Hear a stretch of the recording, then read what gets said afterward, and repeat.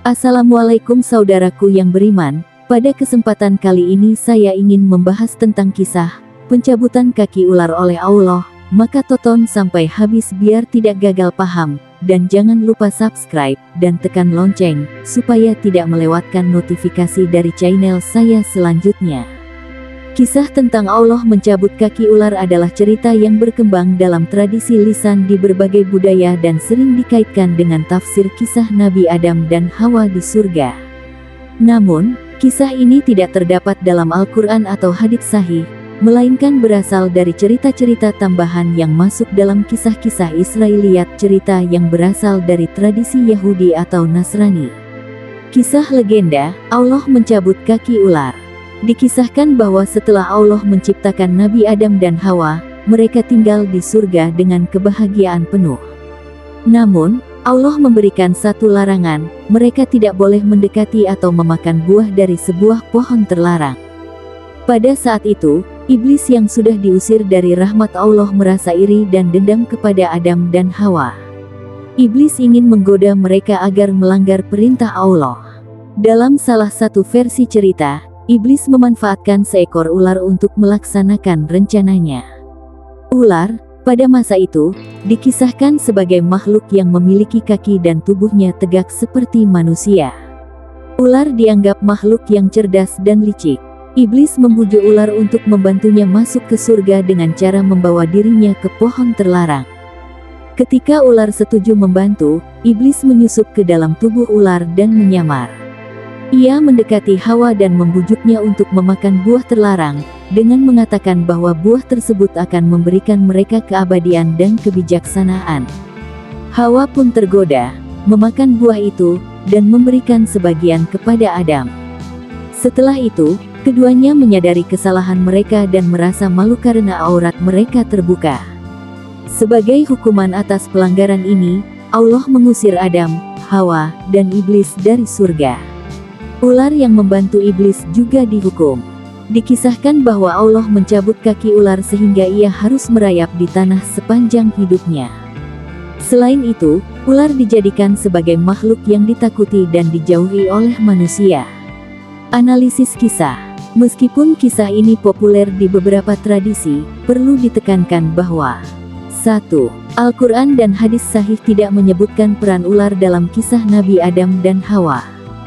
Dalam Islam, Al-Quran hanya menjelaskan bahwa iblis menggoda mereka langsung, tanpa perantara makhluk lain. Qs Al-Baqarah 36 dan Quran Surat Al-A'raf ayat 20-22. 2. Kisah ini lebih banyak ditemukan dalam tradisi Yahudi dan Nasrani, khususnya dalam kitab Kejadian Perjanjian Lama. Dalam tradisi Yahudi Kristen, ular memang berperan sebagai simbol kejahatan dan alat iblis untuk menggoda manusia. 3. Dalam Islam, kisah Israiliyat boleh diceritakan selama tidak bertentangan dengan prinsip akidah dan syariat Islam. Namun, kisah tersebut tidak dijadikan dasar keyakinan.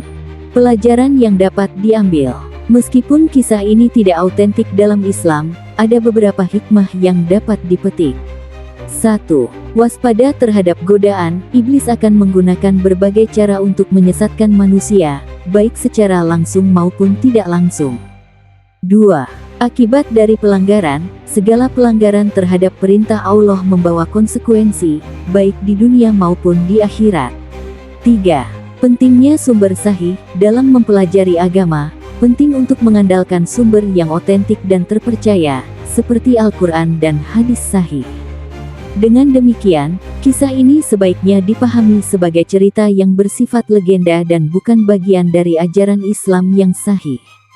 Kisah tentang Allah mencabut kaki ular seringkali menjadi bahan cerita dalam berbagai tradisi untuk menggambarkan akibat dari ketidaktaatan atau kerja sama dengan kejahatan. Dalam tradisi Islam, kisah ini lebih dianggap sebagai legenda yang berkembang dari tradisi lain Israiliyat sehingga tidak dijadikan rujukan dalam akidah atau hukum. Namun, untuk melanjutkan pembahasan, berikut adalah poin-poin lanjutan yang dapat menggali makna lebih dalam tentang kisah ini dan bagaimana umat Islam bisa mengambil pelajaran. 1. Pelajaran dari hukuman. Dalam kisah legenda ini, ular dihukum karena menjadi alat iblis untuk menggoda manusia. Meski kisah ini bukan bagian dari ajaran Islam, konsep hukuman atas perbuatan salah sangat relevan dalam Islam. Prinsip kehidupan, dalam Al-Quran, Allah menegaskan bahwa setiap amal akan dibalas sesuai perbuatannya. Barang siapa mengerjakan kebaikan seberat zarah pun, niscaya dia akan melihat balasannya.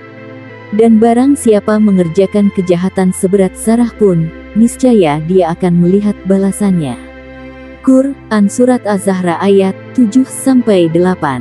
Hukuman ular dalam legenda ini dapat dimaknai sebagai simbol bahwa setiap tindakan buruk pasti ada konsekuensinya, baik di dunia maupun akhirat.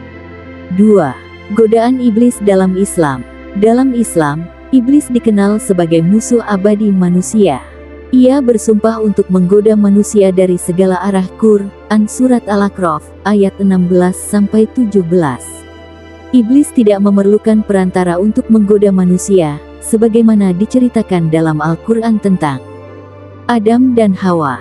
Cara iblis bekerja, iblis tidak hanya menggoda manusia dengan dosa besar, tetapi juga melalui dosa kecil dan kelalaian yang tampaknya remeh. Itulah mengapa Allah mengingatkan manusia untuk selalu berlindung dari godaan setan melalui doa, zikir, dan taat kepadanya. 3. Posisi ular dalam Islam. Meskipun kisah tentang pencabutan kaki ular ini tidak autentik dalam Islam, ular tetap memiliki posisi yang disebutkan dalam beberapa hadis. Ular sebagai makhluk berbahaya, dalam beberapa hadis, Nabi Muhammad memerintahkan untuk berhati-hati terhadap ular karena bahayanya. Misalnya, dalam sebuah hadis disebutkan, bunuhlah 2 hewan hitam ketika kalian sedang salat, ular dan kalajengking. Hadis riwayat Abu Dawud dan Tirmidzi.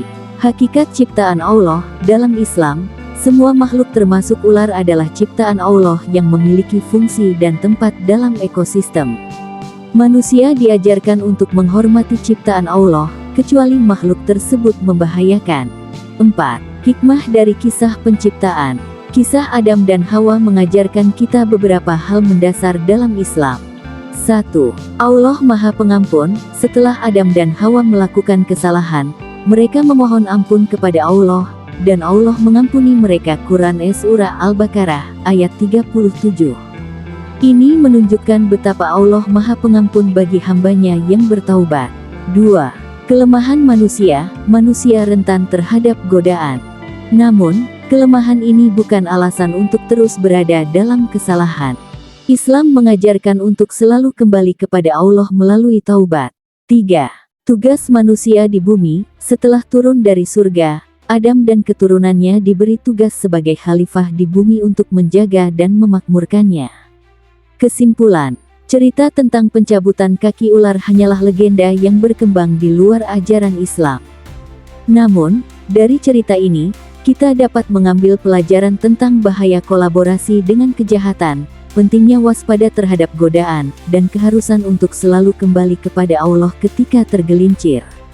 Untuk menggali pemahaman yang benar, umat Islam perlu merujuk kepada Al-Quran dan hadis sahih sebagai sumber utama. Hal ini menghindarkan kita dari menerima kisah-kisah yang tidak sahih sebagai bagian dari keyakinan.